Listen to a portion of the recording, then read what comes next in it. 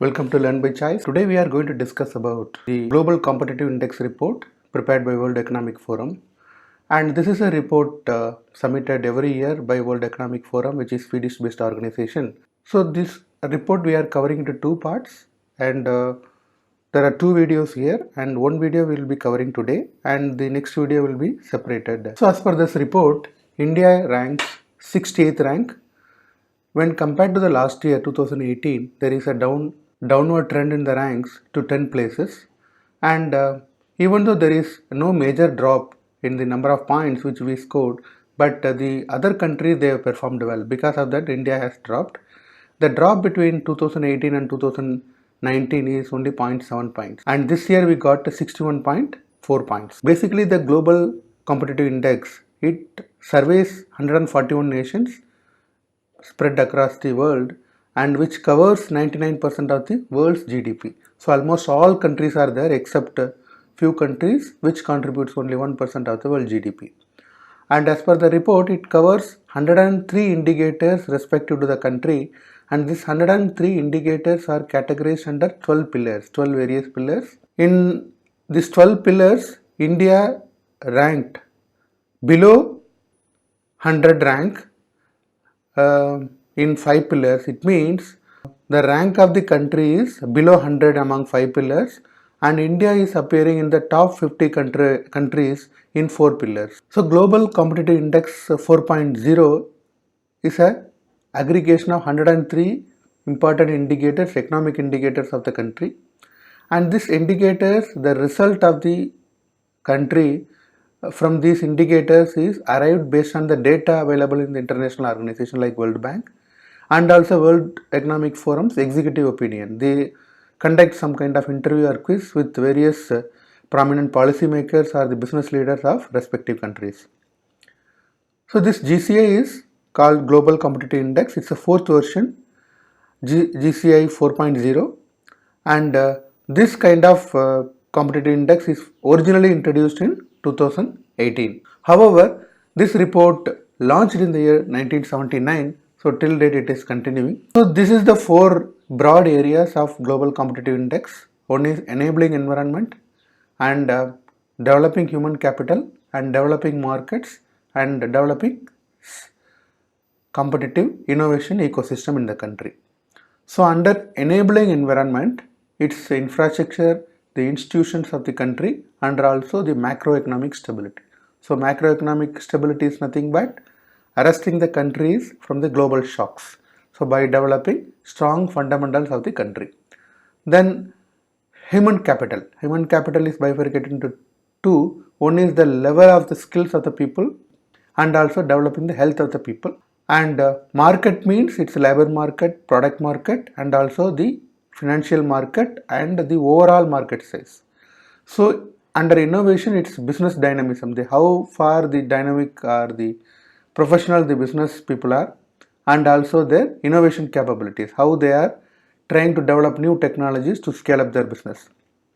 So out of these 103 indicators, the country's performance on overall GCI is reported as progress score. So whatever country is getting in this indicators, it's classified as progress score. So the progress score may be 0 to 100, but no country is hitting 100, and the 100 is the ideal situation, which is called frontier country, which is an ideal state where there are no issues for the business and productivity growth of the particular country. So on an average, all the countries put together, it's a 60.7.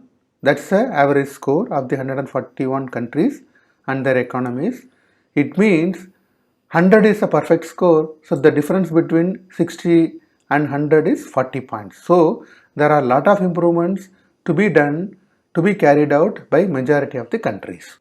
So I told you the India is stable macroeconomic front, and especially on macroeconomic stability, India has improved to 43rd from 49th position. It means there is a improvement of 6 ranks from 2018 to 2019. So macroeconomic stability, as I told you, it is arresting or maybe stabilizing the country's economy, and it is preventing it from the global shocks. and the country's ability to meet its fiscal deficit target. So each country will have a commitment towards fiscal deficit, and India also having a target of fiscal deficit to the tune of 3.3% for the year 2019-20. So the government is taking a lot of resolve, a lot of measures to stick to the target. That is one of the reason for its performance, increase in the performance. And the global competitive index, actually this report allows each and every country to monitor its progress over a period of time. It tells you what to be focused and what not to be focused on. The approach of GCI, it emphasizes on the competitiveness of the country. So competition is it's not that it's a zero sum game and one economy's performance is equal to the downfall of the other economy. This competitiveness means each country it's having its own unique talent and unique efficiency that can be leveraged so that all countries can perform well to achieve their goals. There is a group called BRICS, consists of Brazil, Russia, India, China and South Africa. So in BRICS nation, the China is topping, and the China is 40 rank above India, and the number of points 14 points higher than India. South Africa is at 60th position and India is slightly above Brazil. Global Competitive Index GCI factors the total factor productivity, TFP. So TFP is the efficiency with which the different factors of production, land, labor, capital and also the money and finance and technology are put to use to create the final product.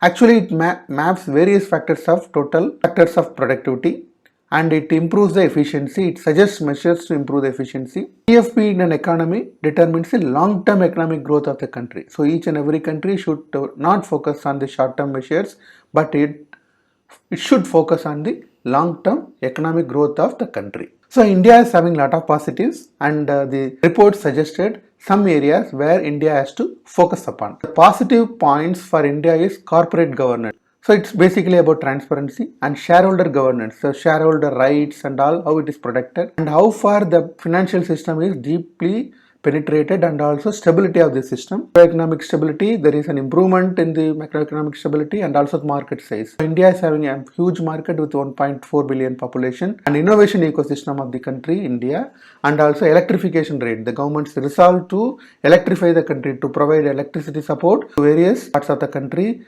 like villages and also remotely connected people who are not able to get electricity, and the resolve for the government to electrify them. And the transport and the electricity infrastructures and the renewable energy regulations. Renewable energy means non-fossil energies. So how focused the government is, trying to regulate them. Then the measures for further improvement, it's the NPAs or the delinquency rate in the bank loans is to the tune of 10%, that has to be focused on, and government should focus more on ICT, information and communication technology.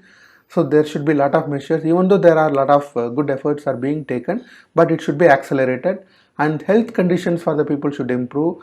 And India is having the low health life expectancy, which is slightly less than 70, whereas in other countries like China and US, the life expectancy is above 72 or 73. Skill base of the people of the country should develop additional skill to face the challenges. The product market should be efficient. Product pricing and the demand and supply all should be efficiently translated so that the vibrant product market is developed. And the trade liberalization, how far that country is seeing the market. So there should not be any trade barriers or barriers for free market. So that should be focused upon. And the press, the people in press should have the rights to freely express their opinion. And meritocracy, the people should be assessed based on only on merit, not based on any other parameters, and incentivized for improving all these things. And the one important thing India has to focus is to more and more females, they are coming to workforce. Currently it's only 1 in 4 people are only coming for works. It means out of 4 workers, it's only 1 female. That has to be focused on. This is the global competitive index of the top 10 countries. Singapore is topping with 84.8 marks followed by United States 83.7, which is followed by Hong Kong, Netherlands, Switzerland, Japan, Germany, Sweden, United Kingdom and Denmark. And as far as India is concerned, if you compare with the other countries adjacent to India like China, Sri Lanka, Bangladesh, Nepal and Pakistan, China is topping and it occupies 28th rank, whereas India is 68th rank, and Sri Lanka is 84th and Bangladesh 105, Nepal 108 and Pakistan 110. So for India the marks 61.4, whereas for China it is 73.9.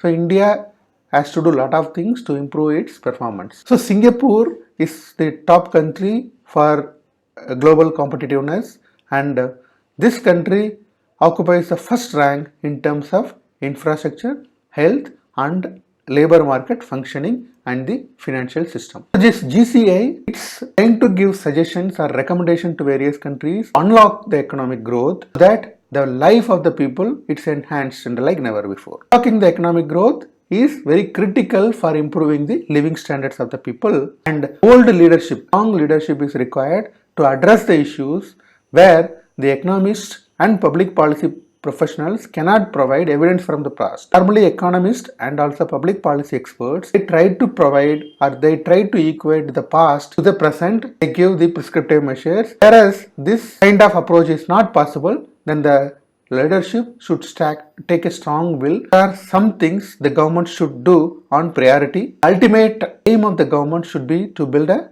societal structure. For that, it should address lot of concerns. Basically, the concerns are maybe 6 to 7 major areas like regulatory loopholes. So wherever there are loopholes in the regulations, it has to be filled, and there are lot of building the social fabrics that has to be arrested, and data privacy. So in the country where there is social media and your smartphone usage, and data has to be protected. That is very important, especially the personal data. There are two kind of threats are coming for the country through cyber routes. This cyber warfare, maybe the cyber criminals, they are trying to destabilize the economy. That has to be arrested. And the workers, they are precarity of these workers. Maybe that they're uncertain workers, kind of workers that they have to be protected. Gap. Country is having gaps in managing the new affairs of the economy.